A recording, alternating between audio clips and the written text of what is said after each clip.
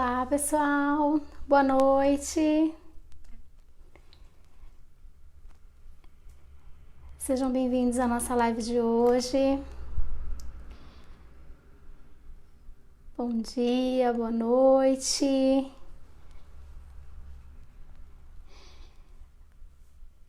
Hoje a gente vai falar um pouco na live sobre autismo e sexualidade. Então, pessoal que está chegando, boa noite, sejam bem-vindos. Aline Copori, boa noite, querida, seja bem-vinda. Pamela, bem-vinda, marcando as amigas aí. Pessoal que tá chegando agora, áudio e vídeo ok, estão me vendo e me ouvindo? Pra gente, as meninas aí, as minhas neuroamigas. Boa noite, Pamela, áudio ok? Por favor, se vocês puderem me dar um okzinho. Aninha e o Shizumi, boa noite, seja bem-vinda à nossa conversa de hoje. Luna Xavier, boa noite. Minhas neuroamigas, vocês estão me ouvindo? O áudio tá ok? Ok, obrigada, Aline. Sim, ok, Aline, obrigada. Vamos lá, meninas. Boa noite, gente. Sejam todos bem-vindos. Então, agora aqui as minhas... Aninha, obrigada. Ok. Então, vamos lá. Hoje a gente vai conversar sobre autismo e sexualidade. Então, o pessoal que tá chegando, boa noite. O áudio tá ok. Imagem também, né, meninas? Eu não tô conseguindo acessar aqui no meu Keytime, mas se vocês estão conseguindo ver, tá tranquilo. Bom, pessoal, sejam bem-vindos à nossa live de hoje.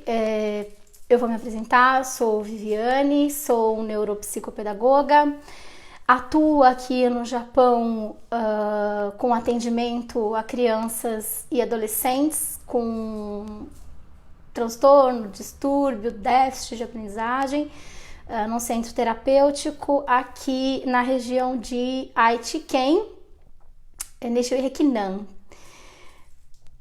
Obrigada, Luna, áudio e vídeo ok. Então vamos lá, pessoal. Bom, sejam todos bem-vindos, né? Hoje a gente vai apresentações feitas.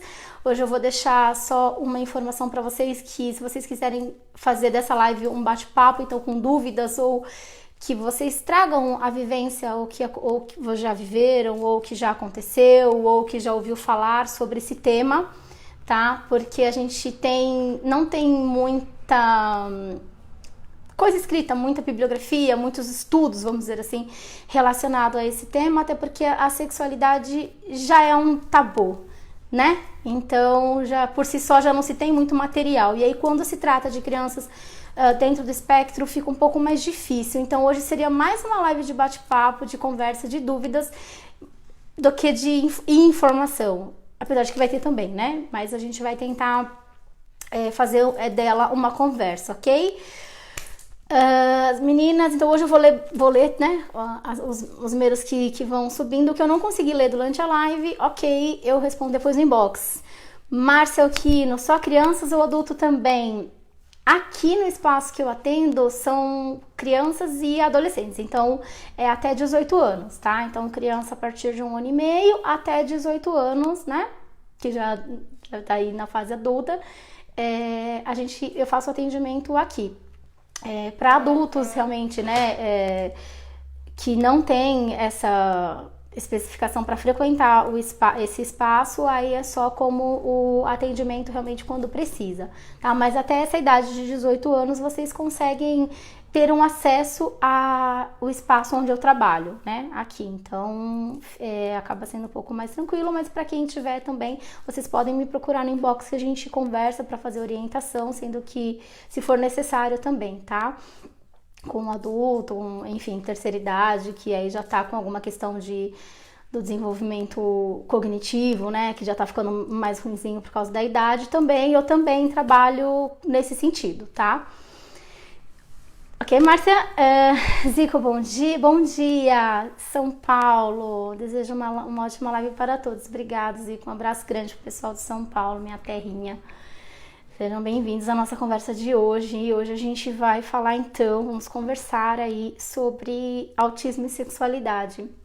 Antes eu vou pedir para vocês curtirem e compartilharem a live. Quero primeiro agradecer o pessoal do Portal Me pelo espaço, por mais uma terça-feira estar aqui podendo conversar com vocês. Então, obrigado, Portal Me, aí, por poder estarmos aqui trazendo algumas informações aí, batendo esse papo com a comunidade brasileira aqui no Japão, ok? Ai, Luna, não acredito, você é a mãe do Yuji. Um beijo grande pra vocês, um beijo grande pro Yuji, um beijo grande pra Amy. Saudade das crianças. Nossa, eu tô muito feliz. Eu olhei a foto, mas eu não reconheci, né? Porque aparece pequenininho. Um beijo Nossa, um beijão pras crianças. Sinto saudades dos pequenos. Renato, bom dia. Seja bem-vindo, pessoal do Brasil. Um beijo pra todo mundo. E, nossa, feliz, Luna. Eu fiquei muito feliz mesmo de saber das crianças. Depois a gente conversa aí. Você me manda umas fotinhas dos pequenos, bem que eu ainda meio que acompanho, né? As crianças, mesmo quando a gente se desliga de repente de uma clínica que a gente trabalha, a gente acaba meio que acompanhando, saber como que as crianças estão, né? Um beijo grande pra eles, tá? E pra você também. E pro Piquitinho, que já deve estar grandinho já, né? Um beijo nele também. E... Gomei, pessoal. Então, vamos lá. A gente hoje vai falar sobre a sexualidade e o autismo, né? Como que acontece, como que é essa fase, o que eu vou trazer para vocês, o que as mães mais me perguntam, o que elas mais têm dúvida, as questões que mais afligem as mães nesse sentido. E aí eu sempre começo a falar que assim, todo mundo vai passar por isso, né? Todos nós já passamos, as crianças vão se tornar pré-adolescentes, vão se tornar adolescentes, vão se tornar adultos, e a gente vai passar por essas mudanças, tá? O nosso corpo, ele acompanha o ritmo dele, né? Então a gente é difícil, vem uma carga sobre as mães, sobre a família, sobre todo mundo que está envolvido com a criança numa condição neurotípica, e aí eu não falo só de crianças dentro do transtorno autístico, mas crianças sindrômicas, crianças com algum distúrbio, seja neurológico, seja uma questão motora, então crianças com paralisia cerebral, qualquer criança e adolescente, né, que vai se tornar um adolescente, que tenha uma condição que seja diferente daquilo que a gente concorda, a gente entende como normal, e aí é natural que a preocupação venha, e ela tem que vir. Né? Então faz parte, essa aflição, esse nervosismo, ele acontece com as mamães típicas também, com as mamães de crianças e adolescentes que não têm nenhuma questão, nenhuma condição, e já é um tabu por si só. Quando a gente fala da sexualidade com crianças neurotípicas, ou né, no caso aqui a gente está falando sobre essa série de crianças dentro do autismo, e aí a gente não sabe muito como que vai ser, como que essa criança vai se tornar um adulto, um adolescente, o que a família vai precisar fazer, como que a mãe vai ter que conduzir esse crescimento da criança, o que ela pode ajudar, o que ela não pode ajudar. Então, ferve lá a cabeça das mães, assim, de um monte de informação. E aí, às vezes, a gente vai recorrer à internet, né? E aí a gente entra no Google e joga lá, e aí quer saber um monte de informação, e aí às vezes a informação mais desinforma do que nos informa, né? Então a gente tem que tomar muito cuidado em relação a isso.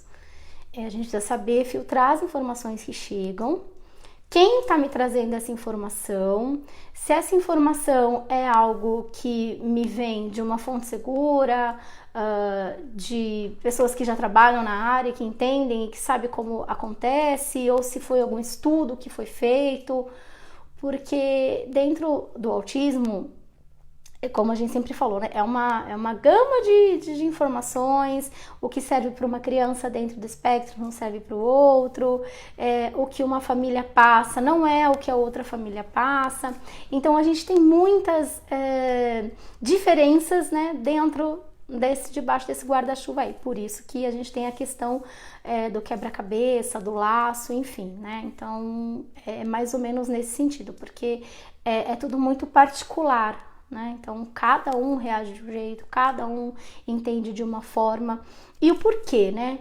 Por que é assim? Por que cada um é tão específico? Claro, existe toda uma questão neurológica, existe toda uma questão de desenvolvimento, a gente sabe que tem também, mas eu acho que o ambiente, né, por esses anos todos, né, e principalmente nesses últimos 3 anos aqui no Japão, atendendo crianças dentro do espectro, eu consigo perceber muito que, por mais que as condições e as características do espectro, elas são às vezes parecidas e elas são comuns para todos eles, o que muda muito é o ambiente, né? É o ambiente que essa criança está inserida, é o ambiente que ela vive, a educação familiar que ela tem, a frequência ou não da escola, a frequência ou não da escola especial, enfim, né? Toda essa coisa que a gente vive aqui, que a gente meio que já está acostumado, sabe como funciona, e aí mesmo assim a gente ainda fica com dúvida. E também faz parte, é natural a gente ficar com dúvida. Como eu falo nas outras lives, a gente não tem uma receita de bolo quando se trata de autismo, né? Não tem como a gente falar que o que dá certo para um dá certo para o outro, né? Inclusive as atividades terapêuticas, que às vezes a gente planeja a atividade e aí com uma criança o resultado é um, com outra criança o resultado é outro, justamente por essas intervenções ambientais que se tem, ou seja, o pré-conhecimento dessa criança, se ela é uma criança que está num ambiente onde ela tem mais contato, de repente, com letras, com números, se é uma criança que é tolhida desse tipo de informação, que não tem esse tipo de informação, então, e aí a gente sente as diferenças, e isso independe da questão neuronal dessa criança, tá? Não depende do desenvolvimento interno dela, né? Não depende lá se os astrócitos, se o neurônio está funcionando, não é nesse sentido. É mais na questão mesmo de vivência e experiência e vivências que essas crianças têm ou não têm, tá? E aí isso também ajuda muito ou para o bom ou para o mau desempenho dessas crianças e desses adolescentes futuramente e adultos que vão se tornar, né? Mas vamos lá. Então, quando a gente tem lá o nosso pequeno dentro do espectro e ele novinho já apresenta a sexualidade ali aflorada. Tem casos que eu já peguei de crianças muito pequenas que tá com a sexualidade precoce e tá dentro do quadro do transtorno autístico. E aí os pais não sabem muito como lidar, porque a gente já vê a questão da sexologia, do sexo, como algo meio que um tabu, né? Alguns pais não se sentem confortáveis para conversar, explicar, enfim, para a criança ou para o adolescente, e aí acaba virando um tabuzão, mais ainda, na verdade, né?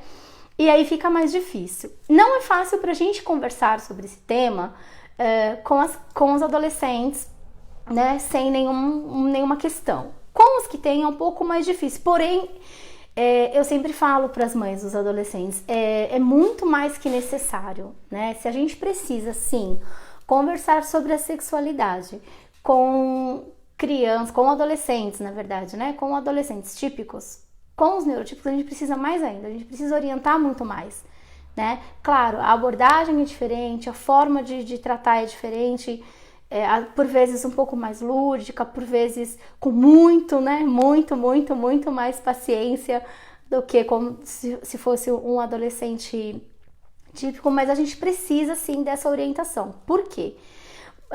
Muitas crianças que passaram para pré-adolescência, que tiveram lá a sua questão da menarca, que no caso, né, a primeira menstruação, que passou pela fase da puberdade, nascimento de espinha, aquelas mudanças todas hormonais, o corpo se desenvolvendo, nasce pelo adolescente todo. Aí eu falo de menino, falo de menina, né? Então as mães que tiverem aí já os seus filhos nessa fase, pode complementar sim aí o que eu tô falando, trazer as suas sugestões e as suas ideias, os que vocês estão vivendo, né, de verdade, porque a gente acaba ter essa questão de teoria e consultório, mas pai, mãe ali, eu sempre falo que são os melhores terapeutas, né? São fundamentais e essenciais. Então vocês conhecem, sabem muito mais e podem aí tá contribuindo aí na live nesse sentido, se vocês tiverem alguma questão, alguma dúvida ou realmente se vocês passaram por alguma das coisas que eu vou falar aqui, vocês podem escrever aí também pra gente trocar essa informação com todo mundo, né? E aí vem por que se tem tanta dificuldade na fase adulta, quando nada disso foi preparado, né? A gente sabe também que os autistas têm uma questão muito séria com a rotina, né? Então, assim, tem muitos que se desregulam de uma forma enorme se a rotina for quebrada. Então, se um trajeto de casa até a escola for desfeito, se uma aula mudou de horário, mudou de dia, se, sei lá, o uniforme da escola mudou de cor, são coisas assim que abalam, né? Muito algumas crianças alguns adolescentes e crianças dentro do espectro. Outros não. Mas tem uns que têm uma dificuldade de lidar com essa mudança de rotina. Agora você imagina quando a gente tem uma mudança de corpo, né? Se já é difícil a gente mudar, eles entenderem a mudança, de repente, de um móvel na casa, você imagine eles conseguirem lidar com todas essas questões de uma mudança interna que eles não sabem de onde veio, não sabem para onde vai, como que de repente a minha voz tá mais grossa, como que de repente agora eu sinto cólica, como que de repente agora eu tenho peito. Então assim, as meninas também passam por um processo muito difícil, principalmente pela questão da dor, né? Então quando elas entram no período menstrual e elas não sabem, não entendem direito o que é aquilo, por que acontece aquilo com o corpo dela, e aí algumas crianças sofrem, alguns adolescentes sofrem de cólicas assim horrorosas, e aí isso desencadeia um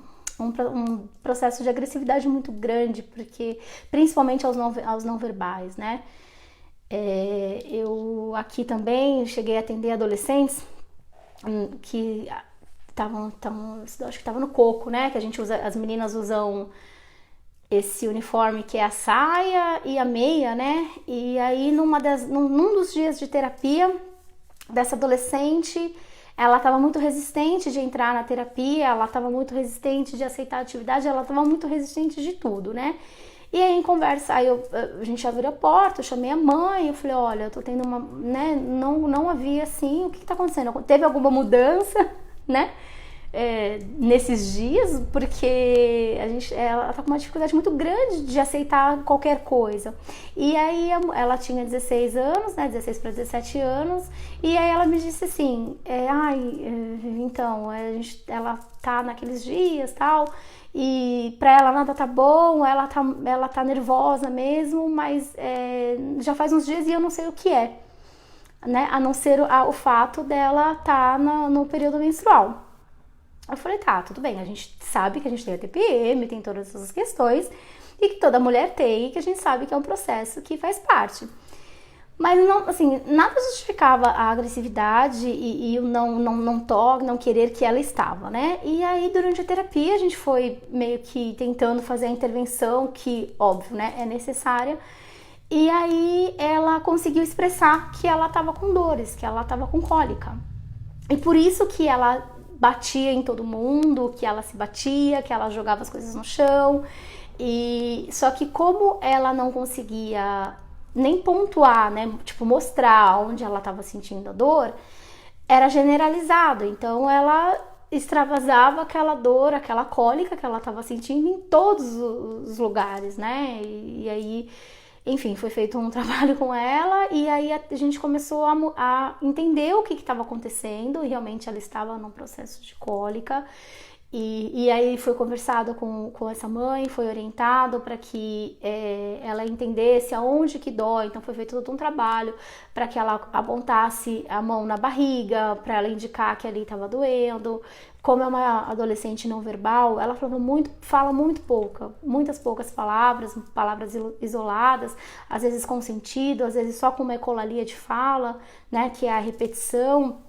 Então você não sabia se estava tudo bem, se não estava, mas enfim, foi feito um trabalho terapêutico nesse sentido, a gente conseguiu entender por que dessa agressividade toda, ela estava com dor, a gente conseguiu fazer com que ela nomeasse, com que ela conseguisse passar o que ela estava sentindo. Então foi um processo que foi um pouco, nos primeiros meses foi um pouco difícil, porque toda vez que ela estava no período menstrual, era tanta dor, é tanta mudança no corpo, é tanta informação que chega para esse cérebro e ela não sabe como lidar com tudo isso, que às vezes ela esquecia. Então a gente precisou de alguns meses para que ela entendesse que em determinado período do mês ela ia estar passando por essas dores, vamos dizer assim. Então o medicamento foi dado, tudo, a mãe teve bastante orientação nesse sentido, mas assim, a gente precisa ensiná-los, né? E no caso, ela teve que aprender o que é,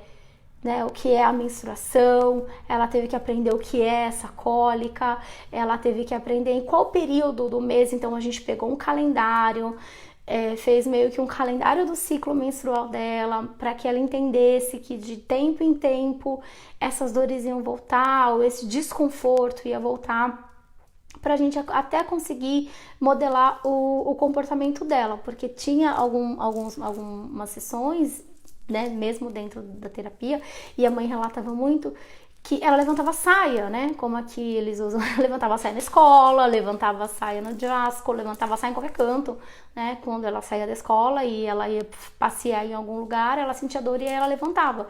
E aí, né, a gente tem que ensinar o que são comportamentos esperados e o que são comportamentos não esperados. Então, a gente começou a orientar a mãe. Eu falei, então, mãe, nessa semana que você sabe que ela vai estar dentro da TPM, enfim, dentro desse período menstrual, o que você puder evitar, né, de expor ela com roupa da escola, melhor, né? Porque eles não fazem por maldade, enfim, ela estava sentindo dor e ela queria mostrar que aquilo ali estava incomodando. Como é uma adolescente no quadro do autismo não verbal, ela saía levantando a saia, e aí com o tempo ela começou, aí quando ela percebeu, né, a gente foi orientando que era a barriga, que sentia cólica, enfim, aí ela começava a sinalizar. Então a mãe falava que às vezes ela acordava, ela estava naquele período, então ela já batia na barriga porque ela sabia que, a mãe já falava, já sei que vai vir, né? Então a mãe conseguiu, e aí já ia preparando ela, já ia conversando com ela que ela naquela semana ia sentir aquelas questões. E aí veio a questão, né, do absorvente, o uso do absorvente, como é que a mãe faz, uma adolescente de 16 anos que não se higieniza, né, não sabe que daqui 1 hora, daqui a 2 horas eu preciso ir, eu preciso trocar, eu preciso, né? Eles não têm essa visão. E aí a família, no caso a mãe, tem que estar junto, o educador, o profissional que trabalha com essa criança, com esse adolescente, tem que estar orientando também, né? E aí foi feito alguns reloginhos para justamente dentro desse período, para que ela entendesse que de tempo em tempo ela precisa. Então foi mostrado o absorvente, para que usa, a gente sujou o absorvente para ela ver como funciona, aí colocou lá o esmalte, aí viu, agora tem que trocar, não pode ficar assim. Enfim, foi feito todo um trabalho, né, nesse sentido, para que ela pudesse ter o máximo de autonomia possível dentro desse momento, tá? Só que chegava outro mês, virava, parecia que ela esquecia tudo, né? E aí realmente tem que ser um trabalho assim de formiguinha, de muita paciência e de muita orientação, né? É possível as meninas passarem por isso. Então, assim, tanto a alteração hormonal quanto essa questão da primeira menstruação, elas vão passar, porque o corpo da gente não para, ele acompanha o ritmo dele, né? Então ele não vai mais devagar, ele não vai mais rápido, ele no processo de amadurecimento, claro, né? Ele acompanha o processo de amadurecimento dele. Então quando o corpo vai amadurecendo, ele vai passando sim por essas fases, e aí não tem como a gente fugir, né? Não tem como a gente achar que não vai acontecer, porque todos vão, né?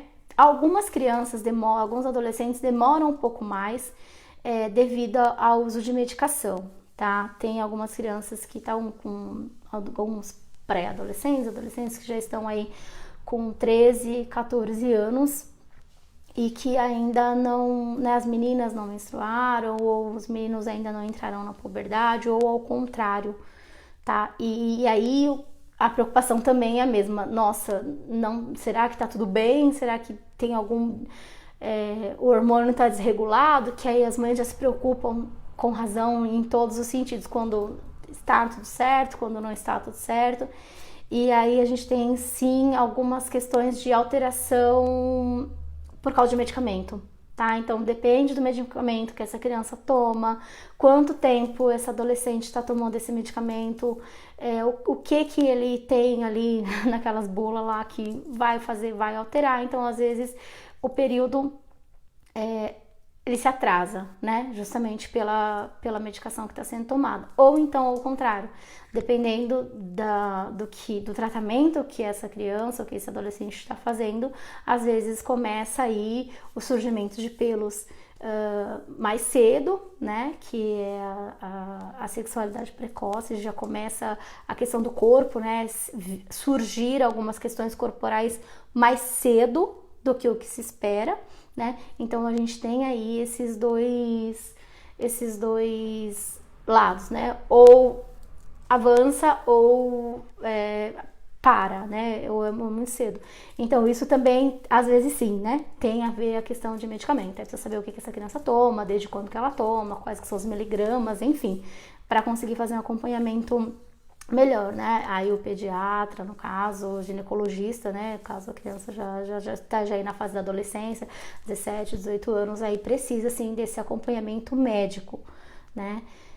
Existem questões que é só com o médico, tá? Então, tem que, sim, buscar uma orientação médica. A gente busca ajuda para questões que a gente consegue resolver. Então, de repente, uma questão comportamental, é uma questão de comunicação, é uma questão de aprendizado, e aí a gente vai nessas áreas. Mas quando a gente tem questões clínicas envolvidas, aí realmente a gente precisa buscar médico, tá? Bom, então a gente falou aí um pouquinho do corpo, o corpo se desenvolve, né? E ele segue o barco.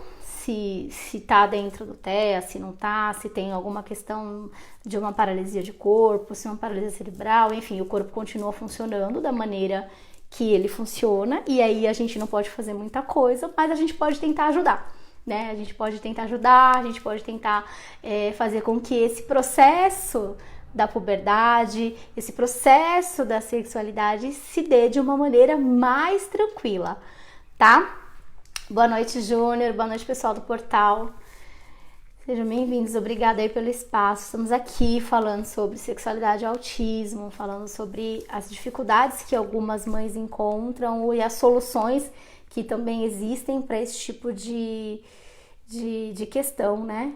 Então, para a gente conseguir passar, por exemplo, uma informação para um adolescente que está entrando na puberdade, ou para um adolescente que, por exemplo, começa a se masturbar na sala, ou na escola, ou no trem, ou no carro, seja onde for, e aí começa a ter esse comportamento que é normal, né? É normal.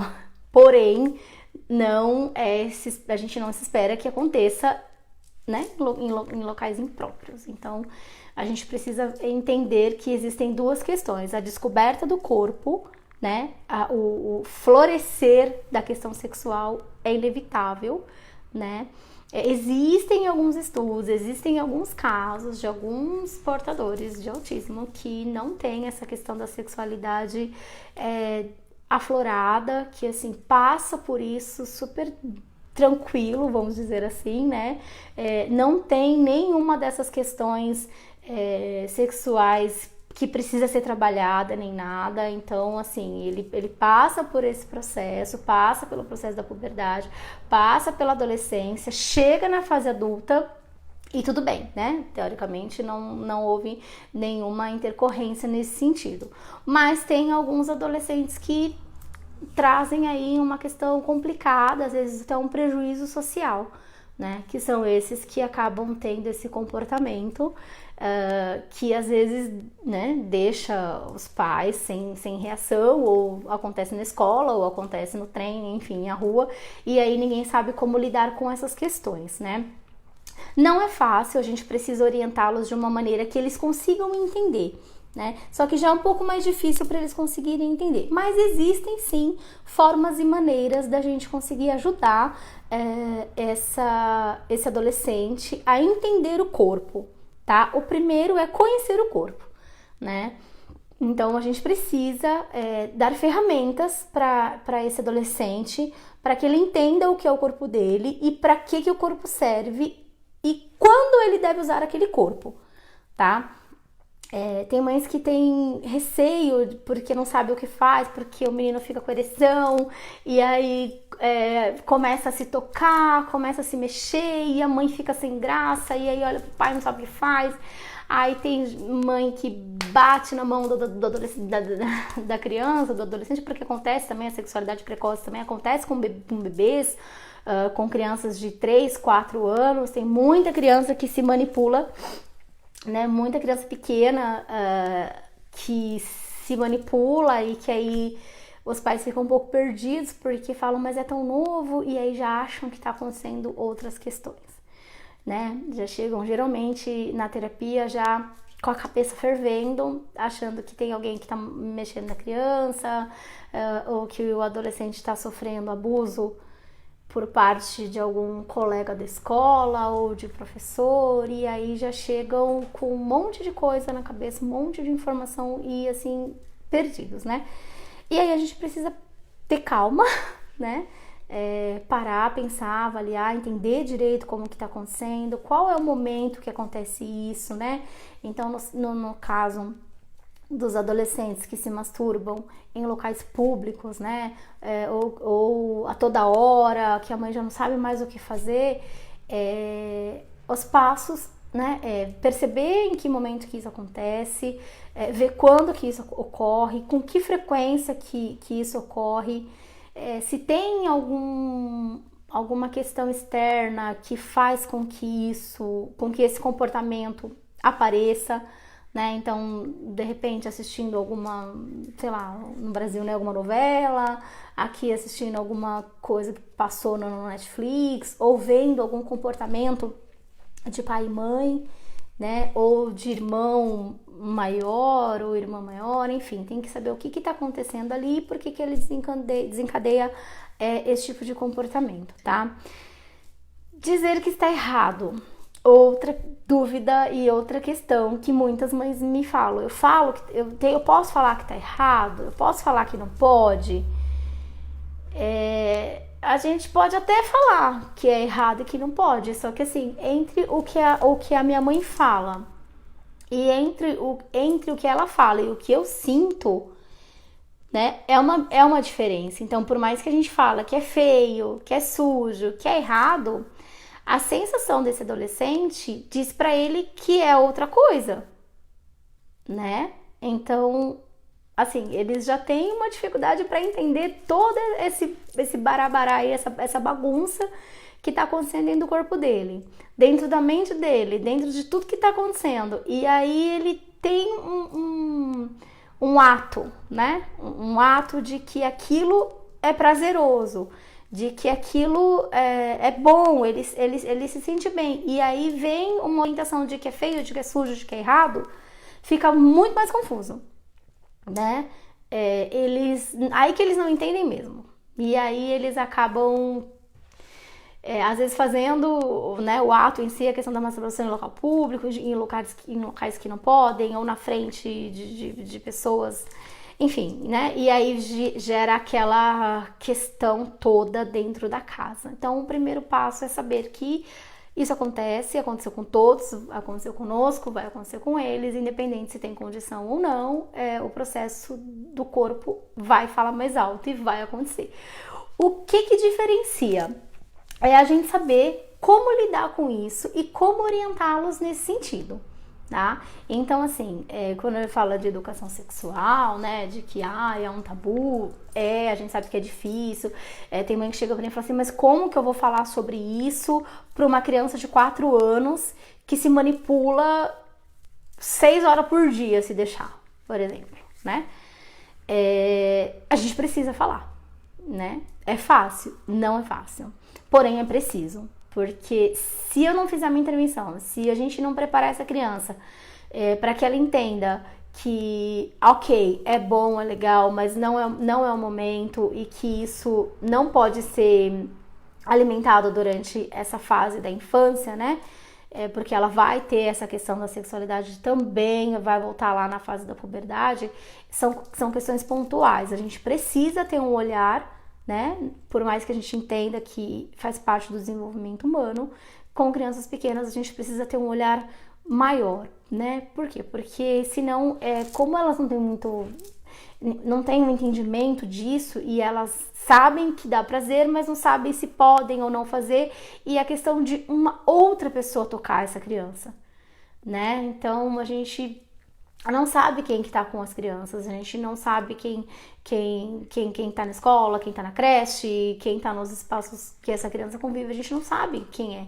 E aí, se de repente esse processo da criança ficar se manipulando, ficar se masturbando, e aí, né, desencadeia uma outra questão, né, nesse adulto que tá aí cuidando. Então, a gente precisa sim de uma orientação, precisa sim de uma intervenção. Em casos mais graves, precisa sim de uma intervenção com psicólogo, tá? Precisa sim ser realizado um trabalho para essa criança entender que essa fase aí ela precisa substituir toda essa tensão, que existem outras formas dela se sentir bem, dela se sentir reconfortada, dela se sentir feliz, né? E aí o lúdico vem e ajuda muito nesse sentido. Então, atividades que são feitas geralmente com bonecos, né? Então a gente mostra para a criança, a gente utiliza muito na hora de banho, então, né, vestidinho, vai na hora de tirar, de tomar banho, aonde pode mexer, aonde não pode mexer, o que eu posso fazer com a minha bonequinha, se eu posso dar banho na minha bonequinha, se eu dou banho na minha bonequinha sentada, se eu ponho a calcinha na minha bonequinha, se eu puxo o vestido da minha bonequinha, se eu deixo minha bonequinha pelada, sem roupa. Então tudo através do lúdico a gente consegue ir trabalhando com as crianças, né? Porque quanto mais base eu dou, quanto mais conhecimento eu tenho, desde lá de quando ela é pequenininha e brinca com uma representação da figura, no caso das meninas, né? Uma representação da figura feminina, eu consigo já desde a mais tenra idade, desde mais novinha, já explicando o que por que menina usa calcinha, por que o menino usa calcinha, usa cueca, por que na hora de tomar banho eu não posso sair correndo pelada na casa, né? Por que eu não posso ficar tirando a roupa em qualquer lugar? Então a gente sabe que tem também crianças que têm uma questão com tecido, né? Então não fica, também já peguei crianças nesse sentido, de tirar a roupa inteira, de entrar no setting terapêutico e arrancar a roupa toda, tira a calça, tira a blusa, tira a camiseta, tira a meia. E assim, de ficar só de fralda, né? Crianças de 3 para 4 aninhos que tirava a roupa toda e ficava só de fralda.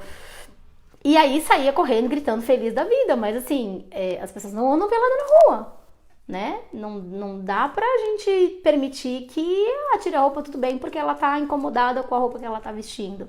Claro, a gente precisa olhar para esse tecido, para essa roupa, mas a gente precisa ensiná-la de que as pessoas andam de roupa, né? E aí a gente faz todo um trabalho de intervenção com os pequenos, né? Para que eles entendam que parte que pode tocar, onde que não pode tocar, aonde que dói, aonde que não dói, aonde que a mamãe dá banho, aonde que a criança sente dor, porque é importante que eles entendam pelo menos essas partes básicas do corpo, porque quando chegam lá na adolescência, né, eles saibam identificar aonde que tá doendo, o que está doendo, tá doendo na frente, tá doendo atrás, tá doendo aonde, na sua boca, né, para que a gente consiga ter o máximo de informação dentro do mínimo que eles conseguem nos dar, né? Então essas atividades, por exemplo, com boneca, de dar banho na boneca, de mostrar as partes da boneca. Aqui no Japão a gente tem muito material bacana, a gente vai na Daiso, vai na loja de Hakuen, tem aquele bonequinho que faz xixi, se abre a perninha dele, o pipi dele vai psh, e faz xixi, e aí dá pra trabalhar a questão do desfraude, mas dá pra trabalhar muito a questão da sexualidade também. Então você ali no brinquedo, você consegue mostrar pra criança as diferenças entre o corpo, né? O corpo de um com o corpo de outro, o que é, como que funciona. E a questão de nomeação de sentimentos, né? A gente também, as crianças dentro do autismo e os adolescentes também, principalmente os não verbais, eles precisam ter alguma ferramenta que os ajude a dizer o que eles estão sentindo, né? Então sempre ou tem os cardos, ou tem as PECs, ou tem as placas de identificação, enfim, existem vários recursos, várias opções que tem pra gente conseguir fazer com que eles passem pra gente o que eles estão sentindo, né? Mas isso também não dá pra ser só dentro de um processo terapêutico, isso tem que ser trazer no dia a dia, na casa, para que vocês, mães, tenham acesso a essa resposta desses adolescentes, para que vocês saibam como lidar, tá? De novo, não adianta a gente fazer tudo isso e ficar só dentro da terapia. A gente tem dentro dos vários materiais que tem. Isso é bem bacana também, é que vem a carinha da criança brava, então algo que me incomoda, algum toque que fazem, que me fizeram e que aquilo não me faz bem, a gente consegue mostrar as carinhas para a criança e aí ela tá lá, ou o adolescente no caso, para nos trazer essa informação de que algo incomoda, tá? Para as crianças que são extremamente não verbais, a gente precisa sempre de 2 auxílios, né? No caso, o recurso das emoções, a gente pode chamar assim, então, se tá feliz, se tá triste, se tá bravo e tal, e outro em relação à parte do corpo, né? Então, a gente, por exemplo, mostra lá a carinha de brava e aí pede pra criança ou, né, no caso, pro adolescente, a gente consegue trabalhar com material mais estruturado, não precisa ser boneco nem nada, a gente consegue mostrar uma parte do corpo e ali ele aponta ou ele sinaliza alguma das questões. Então a gente consegue mostrar, por exemplo, a carinha de triste, de brava, de que não quer, e aí a criança aponta ou mostra, né, o que ela tá entendendo ali naquele momento, naquela situação. O importante é que a gente dê ferramentas para esse adolescente para que ele explique o que está acontecendo naquele momento, então o que ele está sentindo, tá?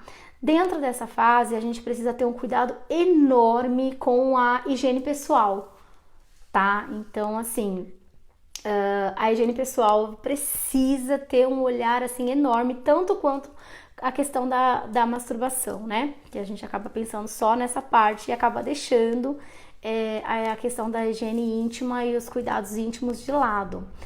Porque como são áreas que eles começam a mexer com mais frequência, eles começam a se tocar e entender o que está acontecendo, eles acabam não tendo o cuidado necessário que se precisa, tá? Então, a recomendação de banho, levar para que eles façam uma higiene correta, para não ficar com a roupa íntima suja.